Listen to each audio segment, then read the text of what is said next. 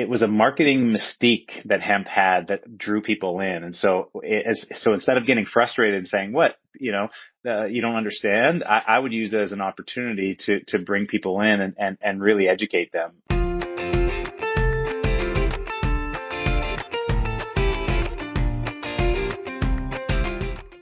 Hi, everyone. It's Kara Goldin, and I am here with my next guest that I'm so excited about, Mike Fata, who is the founder and previous chairman and CEO of Manitoba Harvest.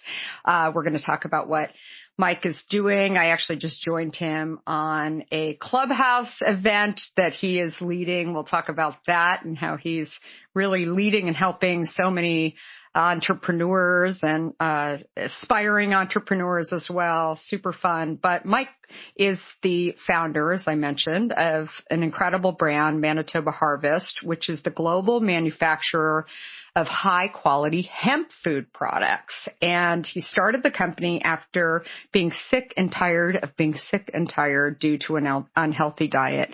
And he went on to grow the company to annual sales of well over 100 million in sales before going on to sell the business, not once, but twice. We'll get into that as well. Great story. And today we'll talk about Mike's journey. And like I said, he's doing a lot of other things, but he really created this demand for hemp products at a pretty young age. And if I remember correctly, you're living in Canada, right? Yeah. Yeah, thanks for having me, Karen. Yeah, I live in Winnipeg, Manitoba, Canada. That's awesome. And so we're really, really excited to have you here. So welcome. Thank you.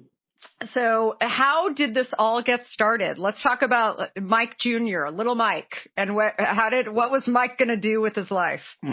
Yeah, that's I grew up with a single mom, my brother and I, and didn't have a lot of money. And my mom moved us. We lived in a smaller town in Ontario, and we moved to Winnipeg, which not a big city, but bigger. And so life was challenging when I was young, both from just being poorer and so I didn't know what I wanted to be when I grew up. But by the time I got to like 12 or 13, there was two things happening. I was frustrated with school because I was not educated about health, and so I was a little chunky. I was the fat kid in school, and going into high school, the big social club, I didn't fit in. And at the same time, I thought, hey, if I wasn't going to school and I could actually work and start making money,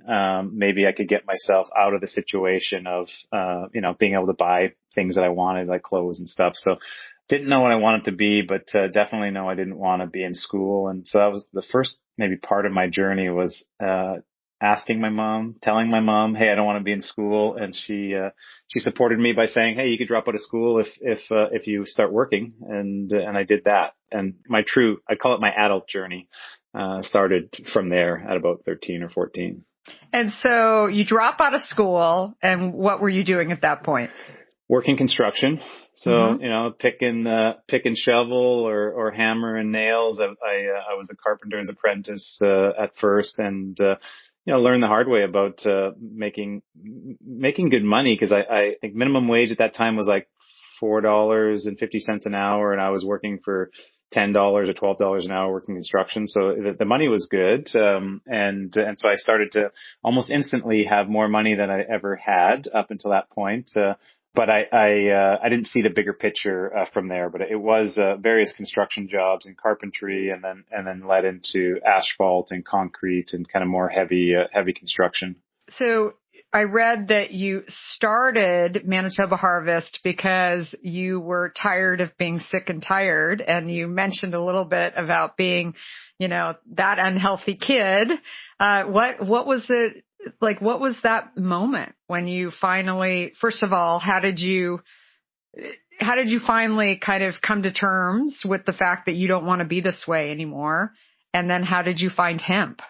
So, it started with, with McDonald's days at my school in the last couple of years of being in school, and I really fell prey to fast food, the convenience of fast food, the cheapness of fast food, and so I ate way too much hamburgers and fries and drinking lots of pop, and I found myself weighing 300 pounds at 18 years old, and that just sucks. I feel for anyone that's overweight or that was majorly obese, and I just felt crappy all the time. Every day I'd wake up and my whole body was sore and I didn't have any energy and I was depressed and so, there was one day I was like, enough of this. I'm going to do something about it and change. And I didn't even really know what that meant, but I thought it meant working out. And my brother, a couple of years older than me, was already into weightlifting and exercising. He was a little chubby, but wasn't super overweight like I was, and said, "Hey, I'll help you out and take you to the gym." And so that really started my healthy lifestyle journey. It was like an episode of The Biggest Loser for anyone that's watched the show, of like, going to the gym and crying in the gym, trying to do the exercises, which I was just so weak that I couldn't do. But I also at the same time realized that I needed to change what I was putting in my mouth. And I watched the other people at the gym that were making shakes and even it was a little bit more bodybuilding at that time. So eating chicken and rice and so I started adopting some of those changes and gave up my pop and went to water and gave up chocolate bars and started eating bananas instead. And I, instantly started feeling better, and lost weight and lost more weight. And then I kept on making, dietary, changes and all was good, except that I was on a no fat diet, which was the kind of the bodybuilding, Dr. Nathan Pritikin's materials of eat no fat and you'll lose weight. And so, I went from 300 pounds down to, a healthy weight for me is about 180 pounds, but I went past that because I cut all the fat out of my diet and I found myself weighing like 160 pounds, just not enough healthy fats in my diet. And so that's how I discovered hemp. I read a book, Fats That Heal, Fats That Kill, which is Dr. Udo Erasmus. It talks about the different types of fat and learned that you have to eat fat, or you'll die. And I learned that the hard way, cause I'm stubborn. And so I started eating, flaxseed and read about hemp and met the other two co-founders of Manitoba Harvest that were hemp activists that were lobbying the government to legalize hemp. And I saw things changing from the no fat diet to the right fat diet and that hemp was going to be a big part of that. So I got super excited about it and we started the little company and went from there. So it's one thing to like find hemp and read a book, but then you start a company out of it. What was kind of, I mean, how did you know that you could do it? Well, I didn't know that I could do it. One of the things I say is, since I dropped out of high school, I wasn't educated about how business works. I never took any business classes because, I was done at 13. And so I didn't know the odds of success of starting a business, especially in food and being successful. So I didn't have any of that. I was just pure passion that we pressed our first batch of hemp seed oil and we had bottles of hemp seed oil. And I was so coming off of a no fat diet that a couple of years ago, I would go around telling people that they needed to eat no fat. I read all the materials. I believed the science and I thought that was the way. And so it was a light bulb, moment and a switch for me. And so I literally told people, hey, I know I used to say that you shouldn't eat fat, but you need fat. You need essential fatty acids and omega-3 and omega-6 essential fats weren't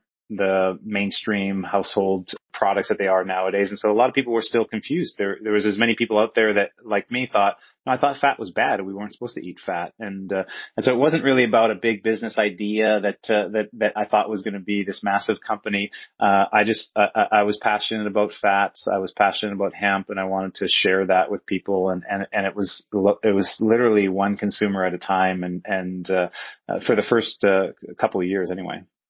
So for those of you or those of our listeners who are not familiar with the entire line, so sort of talk a little bit about the products that you have.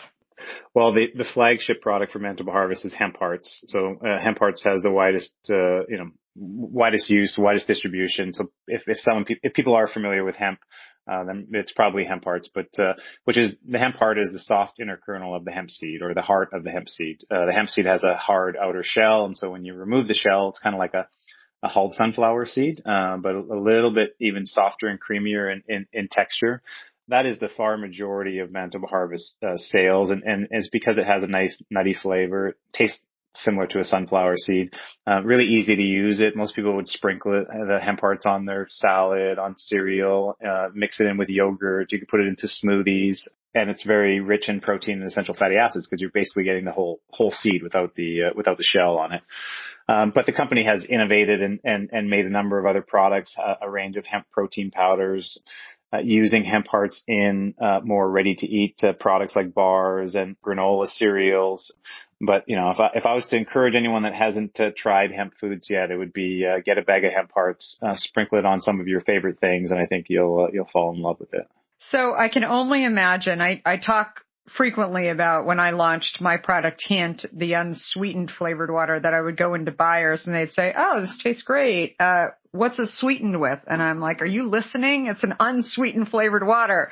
And how many times did people ask you, or am I eating marijuana? I mean, especially in the early days, right? I mean, the education that you had to get over with the buyers, especially as you got out of maybe natural food stores, and those buyers, maybe they were a little more. Talk to me a little bit about that. Yeah, no, it was frustrating at first, because I was so passionate about it, and then people would laugh it off. No, I don't do that thing, because people just thought hemp and marijuana were both the same thing, and they're both relatives in the cannabis family, but hemp by definition doesn't have any psychoactive drugs. So it's eaten as a food. The fiber is used for clothing and for construction materials and so on. And so they're related, but there's no drug aspect to it. But people were confused. So I was frustrated at first, but I could tell you it didn't take too long.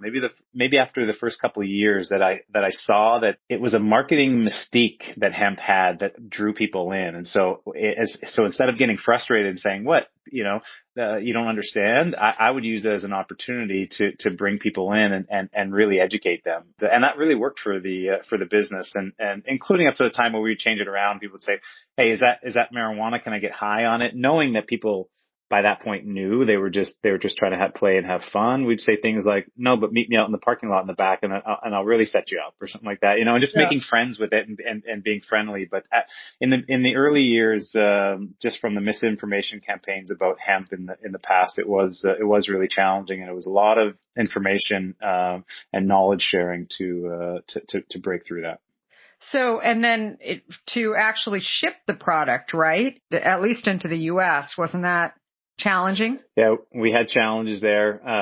Both at so we launched in the U.S. in 2001. How many years had you been in it actually? We had been in business for just a couple of years. So we were a very small company. We're still like under $1 million, around $1 million in sales. And we knew we needed to go to the U.S. market because there's lots, Whole Foods and lots of natural food stores and more people that were interested in hemp. And so we saved up the money that we had from a capital raise, and we put it all to the U.S. launch. And unfortunately, right after we launched September 1st, 2001, September 11th happened, and we were launching on the East Coast of the U.S. And so it was a really challenging time. It kind of took the wind out of the launch. But then a couple weeks after that, the DEA declared a war on hemp foods and went out in this national media campaign saying that hemp foods were illegal, that they were the same as marijuana, and they couldn't be sold in the U.S., which was not the case. That's not the law, but just more misinformation. So our retailers were confused, and we had,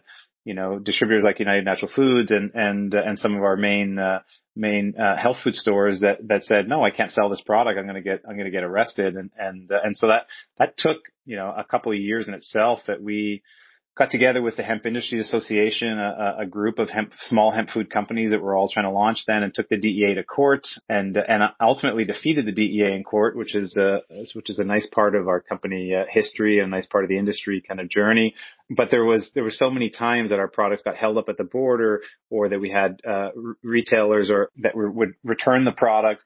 We even had some of our brokers that got pulled over, and they had hemp foods in the back of their car, and they got questioned by police. Like that's how challenging it was in those times. So, which, now in 2021, you kind of look back and say, that's ridiculous. That was like 20 years ago, but it seems like it could be like 100 years ago with how ignorant some people were to what actually hemp is. But those were the days.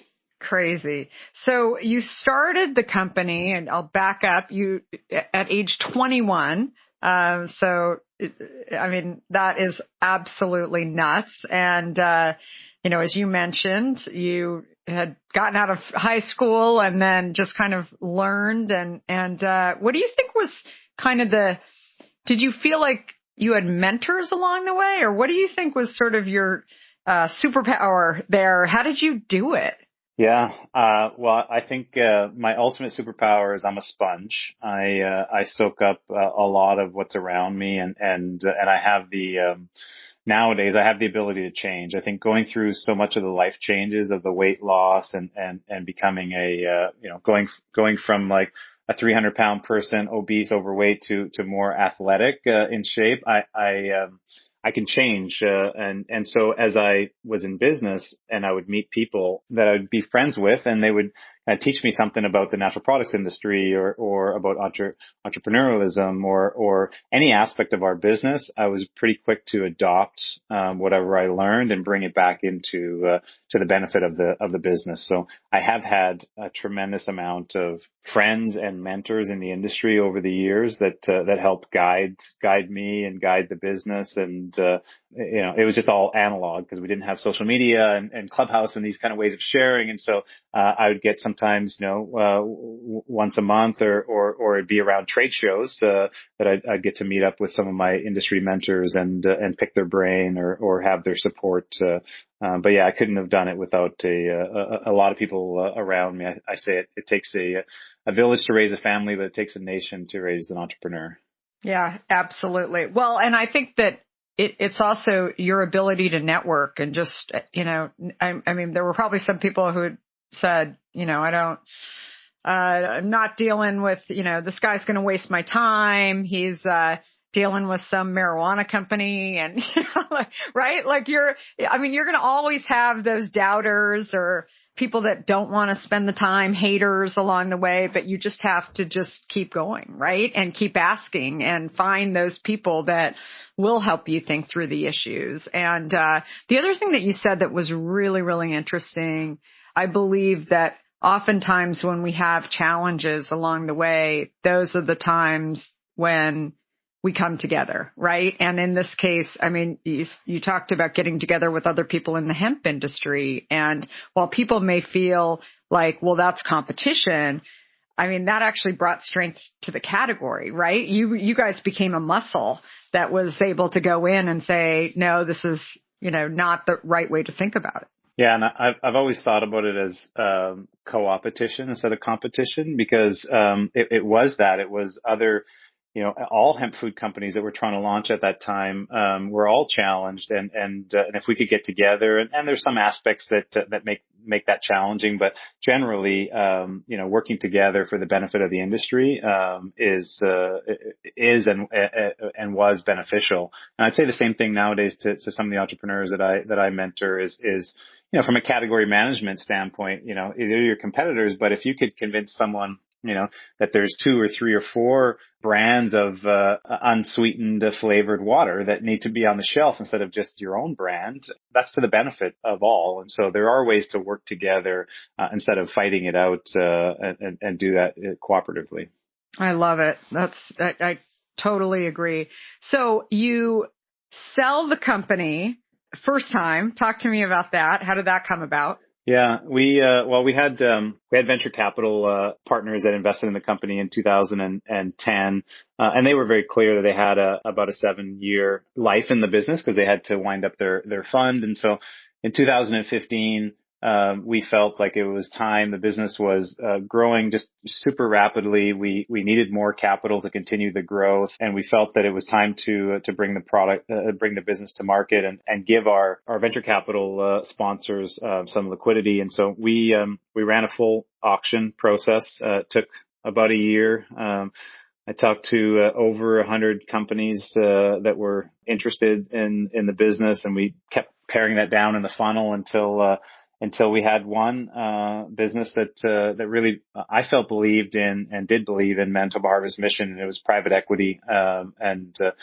Compass Diversified Holdings. So in July of 2015, we sold the majority control of the business for $132 million, which is one of the largest natural product industry deals. The deals over $100 million, there's only several handfuls of them over the time. And so I went from seeing all these people that I really looked up to in the industry that had successfully grown and exited their business or transacted to being one of those. But at the same time, because we only sold majority, I was still running the business, and we now had a $1 billion private equity sponsor that could help us continue the rapid growth. So I kind of felt like we double won. We got the best of both worlds of some liquidity for some of our shareholders and even myself at that time, but the path to continue on and have a partner that had a very strong balance sheet. How big were you guys roughly at that point? We did about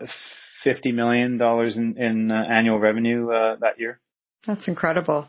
And then, so you're continuing at that point, you're continuing to run the company. And so how did the second time you sold the company? Yeah. Well, literally right after the ink dried of selling the majority of the business to Compass in July of 2015, we initiated a process to purchase our largest competitor. And so one of my good industry friends and now a good friend, Sean Crew, owned Hemp Oil Canada, which was our largest competitor, that was just down the street from us in Manitoba. And Sean and I have talked and knew each other for literally the 20 years that we were in his business. And we talk about that coopetition. We were pretty friendly to each other, even though we were both competing with each other in business. And we always spoke about, that Manitoba Harvest would sell one day, and then maybe would turn around with a larger company and buy Hemp Oil Canada. So it wasn't more than a couple of weeks after the transaction happened that we said, hey, we could do this now. And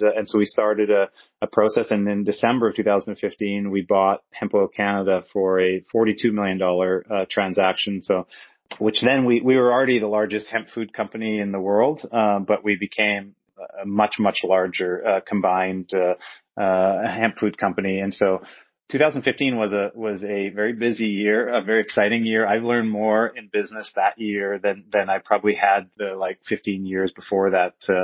Then our focus was to integrate those two businesses. So for 2016 and we really worked to put the businesses together, operating two facilities and aligning our team and our farmer base and just kept continuing to grow. And then I actually I left the management of the company. We hired a CEO, and I operated as vice chairman of the board and director, and was really involved more on the strategic level of the business, and which was very good. It gave me a different view instead of working 70, 80-hour weeks that I didn't always have a great lay of the land of strategy. And so a couple of things started to come about at the end of 2018, which led to our second business sale.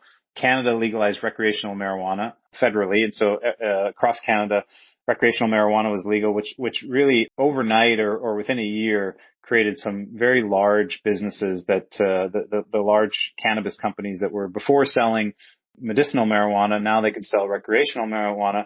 But I thought, hey, they would likely have interest in selling hemp or being part of their company because it's unregulated and so international distribution is easier. At the same time, after 20 years of lobbying, the U.S. government finally legalized hemp. And then literally the day after Trump signed the Farm Bill to legalize hemp, the FDA, which had given us a lot of challenges over the years, approved our GRAS status, generally regarded as safe for hemp hearts and oil and protein. So those three indicators, I thought now's the time to really extract value and create a liquidity event for all of our shareholders. And so I reached out to Brendan Kennedy, which is the founder and CEO of Tilray, and a couple others, and said, hey, are you interested in chatting with Manitoba Harvest and to see if there was any strategic things to do together? And that literally started the conversation, but within 6 weeks, we had a deal to sell the business to Tilray for $419 million. And so I would say it was all on timing. The business was really well set up, and at that point was about $100 million in sales, but just the timing of how right hemp was starting to be allowed that to happen really quickly and with incredible value. how did you, I mean, you started this, right? And then, I mean, do you ever look back and just think about yourself? And I mean, it's incredible. It truly is incredible what you built. And did you, I mean, that's crazy. You must have just been sitting there just thinking, wow, like how did this all happen? I've probably been guilty of not celebrating my own accomplishments as much, Kara. I could tell you that. And it was because I wanted to race to the next one. And so as I've gotten a little older and have gone through some of those parts of the journey as an entrepreneur, I realize it is good to be more reflective. And so I spend a decent amount of time, focused time with myself to reflect back of who I was and who I've become. But when I was in the thick of it, I didn't really think like that. I was like, oh, we accomplished some great things, and now we want to accomplish more to fulfill the mission. And so, but yeah, for that, now I'm proud to share the story of like more from a anything's possible, for a 13-year-old high school dropout that was found myself out of shape and weighing 300 pounds to be able to lose the weight, educate myself about business, start a business that I was passionate about, grow that business to $100 million, and then transact for over 500 million combined between the two deals. And I'm nothing special, If I can do that, literally anybody can do whatever they're putting their mind to. So I nowadays just trying to be a good example of if you have an idea or you have an interest, pursue it, because if it's your passion, I think that anything's possible. Well, and obviously you had a purpose for doing it, right? And that became, satisfying your curiosity and all these things that I think are, as I share with people, it doesn't matter what industry. I mean, it really boils down to figuring out what that is that you're really passionate about, but also really curious about. And you're willing to just go out and get it and not allow, the doubters or the walls to kind of get too high. You just go and keep working on the business but that's incredible. I mean, you should, if you haven't already, you should stop and really think about what you've done because it is absolutely incredible. So are you involved in the company anymore? No, I haven't been. So, for the last 2 years, but we closed the deal in February of 2019 and I haven't, and then there was no board and there's no private shareholders. And so I haven't been involved at all, which is the next stage, which a lot of entrepreneurs don't talk about. But I went through a fair amount of grieving because that's my 23-year-old child that doesn't come home to visit anymore. And so the months after we sold the business, there's a certain amount of I was happy, but there's a certain amount of like depression or sadness there because I wanted to go to the office. I wanted to talk to the team. I wanted to work on the next project, and that door wasn't open for me any longer. And so yeah, it took me a while to kind of reinvent myself and get into the area that I'm in now, that is a lot more meaningful, a lot more impactful, but just not the same as it was in the kind of founding journey and management journey of Manitoba Harvest. Well, I think also being an operator, I think that a lot of people who sort of go on to that next phase and maybe investing, or that they find they miss that operational stuff. But, I think you're dabbling in some different things and definitely willing to help founders too. So talk to me a little bit about your fund and kind of what you're doing. Yeah.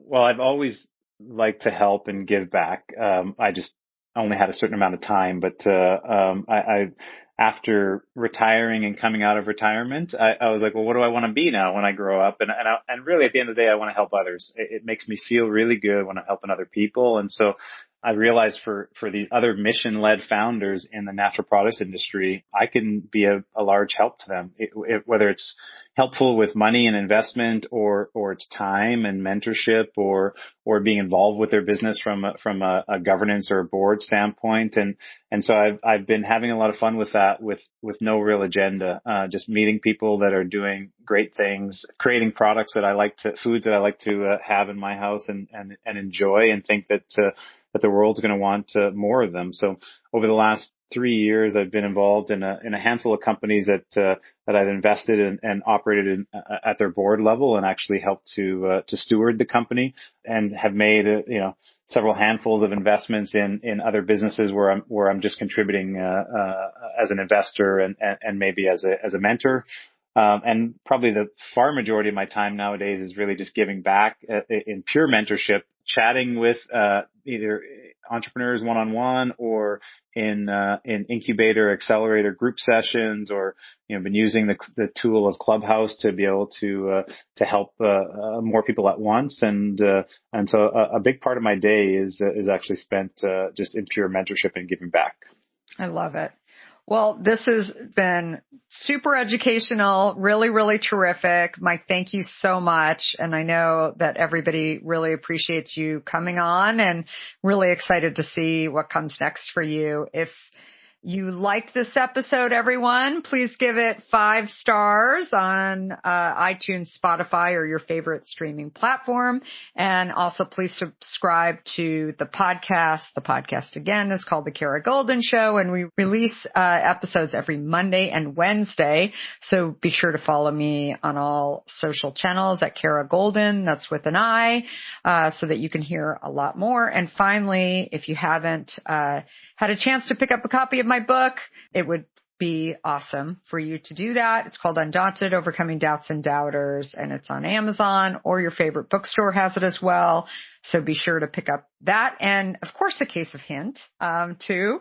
And also, Mike, where's the best place for people to reach you? I'm active on LinkedIn, so people can reach out on LinkedIn or Clubhouse nowadays would be the two. Well, thank you again, Mike, and thanks everyone for listening, and have a terrific rest of the week. Bye-bye.